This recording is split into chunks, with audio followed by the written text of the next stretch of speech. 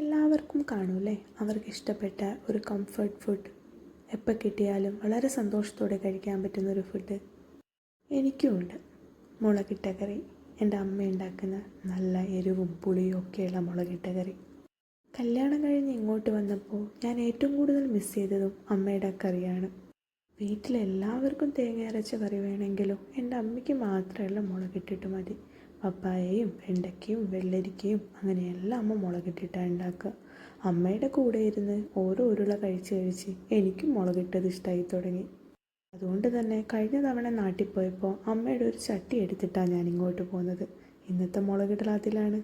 ചക്കക്കുരുവും മാങ്ങയും ആവശ്യത്തിന് വെള്ളവും കുറച്ചധികം മുളക് പൊടിയും കുറച്ച് മഞ്ഞൾപ്പൊടിയും ഉപ്പും കറിവേപ്പിലയും മതി, ധാരാളം. എല്ലാം നന്നായി വേവിച്ച് കുറുക്കിയെടുത്ത് കുറച്ച് വെളിച്ചെണ്ണ കൂടെ ഒഴിച്ച് കഴിഞ്ഞാൽ നമ്മുടെ മുളകിട്ടത് റെഡിയായി. ഇനി ഇത് ചോറിലേക്ക് ഒഴിച്ച് ഒരു കഷ്ണം ഉണക്കമീനും കുറച്ച് മാങ്ങാച്ചാറും കൂടി ഉണ്ടെങ്കിൽ സംഭവം ഉഷാറായി. അമ്മയെ മിസ് ചെയ്യുന്ന സമയത്ത് ഇതുപോലുള്ളതൊക്കെ ഉണ്ടാക്കി കഴിച്ചാണ് വിഷമം തീർക്കുന്നത്. സംഭവം എല്ലാവർക്കും ഇഷ്ടാവുമോ എന്ന് എനിക്കറിയില്ല, പക്ഷെ ഇഷ്ടപ്പെടുന്നവരും കാണൂലേ. എരിവും പുളിയൊക്കെ ഇഷ്ടമുള്ളവർക്ക് തയ്യാറാക്കാൻ പറ്റുന്ന ഒരു സിമ്പിൾ ഡിഷാണ്.